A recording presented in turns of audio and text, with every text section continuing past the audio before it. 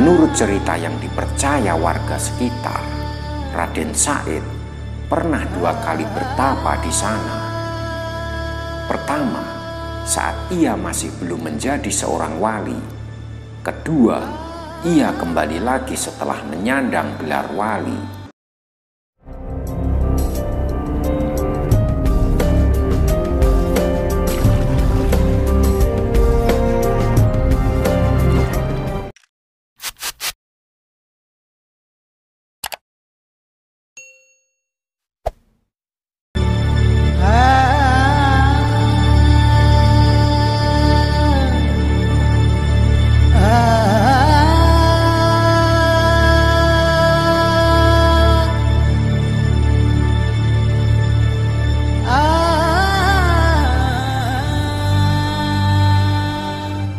Inilah kisah Raden Said atau Sunan Kalijaga yang dipercaya pernah bertapa di Gua Langse di Bukit Surawiti, Desa Surawiti, Kecamatan Panceng Gresik, beberapa tahun sebelum dia menjadi seorang wali bernama Sunan Kalijaga.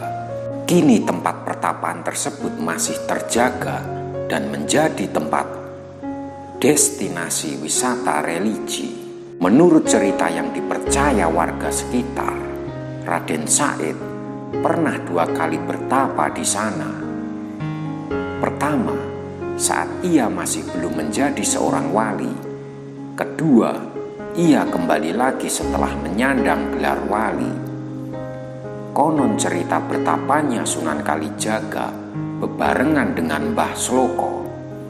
Pada pertapaan pertama, Raden Said menemukan petunjuk, sehingga beliau turun beranjak dari pertapaannya. Sementara Mbah Sloko masih di sana sampai Sunan Kalijaga kembali. Kata juru kunci petilasan Sunan Kalijaga di Surawiti yang bernama Abdul Mun'im. Abdul Mun'im adalah keturunan ke-15 Mbah Sloko. Cerita yang disampaikan didapat secara lisan turun-temurun. Itu sebabnya tak ada detail waktu kapan terjadinya peristiwa tersebut. Saat ini warga sekitar memanfaatkan Gua Langse sebagai tempat wisata. Akses untuk masuk ke dalam gua cukup sulit, terutama saat musim hujan. Jalan menuju dalam gua berupa tumpukan bebatuan dengan kemiringan curam. Ini yang menyulitkan orang masuk ke dalam gua. Di dalam gua yang berada di puncak bukit itu, terdapat sumber tetes air yang disebut ada sejak saat Raden Said bertapa di sana. Terdapat labirin-labirin yang membentuk 3 ruangan. Sebelum mendekat ke pintu masuk gua, ada ruang terbuka yang diisi gazebo dan sebuah surau. Dari kondisinya saat itu, surau yang ada tampak sudah lama tak digunakan.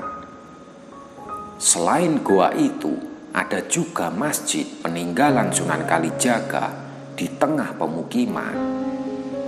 Hanya saja konstruksi masjid sudah tak sama dengan kondisi masa Sunan Kalijaga tinggal di sana. Menurut Mun'im, hanya 4 tiang kayu yang masih tersisa dari bangunan asli. Sisanya sudah mengalami pemugaran. Tempat ini dulu digunakan sebagai tempat berdakwah oleh Sunan Kalijaga. Mun'im mengisahkan Sunan Kalijaga sering menggelar dakwah berupa pengajian untuk warga sekitar di sana. Salah satu murid terbaik Sunan Kalijaga di sana adalah Raden Bagus Mataram. Makamnya berada di sekitar wilayah Petilasan. Masjid ini dulu untuk sembahyang dan menyiarkan agama serta tausiah.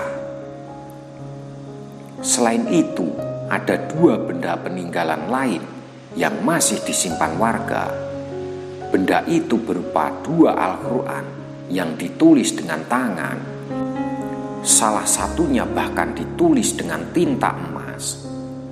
Dua benda ini terakhir kali disimpan di rumah kepala desa beberapa periode sebelumnya. Ia menerangkan kedua Al-Quran tersebut lebih tebal dibanding Al-Quran pada umumnya. Ketebalan kitab tersebut kurang lebih sekitar 40 cm. Konon cerita Al-Quran itu merupakan peninggalan Raden Said alias Sunan Kalijaga. Ada juga sebuah pusaka yang saat ini sudah hilang. Dikenal sebagai seorang seniman, toh tidak ada peninggalan benda-benda seni, terutama seni musik, di petilasan itu. Mun'im mengatakan, peninggalan Sunan Kalijaga di bidang seni musik tidak tercatat dalam cerita yang disampaikan leluhurnya. Saat Sunan Kalijaga tinggal di sana, para penduduk di sekitar belum mengenal agama Islam.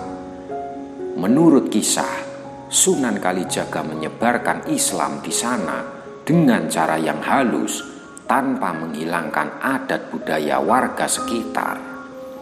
Demikianlah kisah tentang pertapaan Sunan Kalijaga.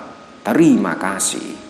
Mugia pikanto rahayu sagung dumadi lir ing sambikala.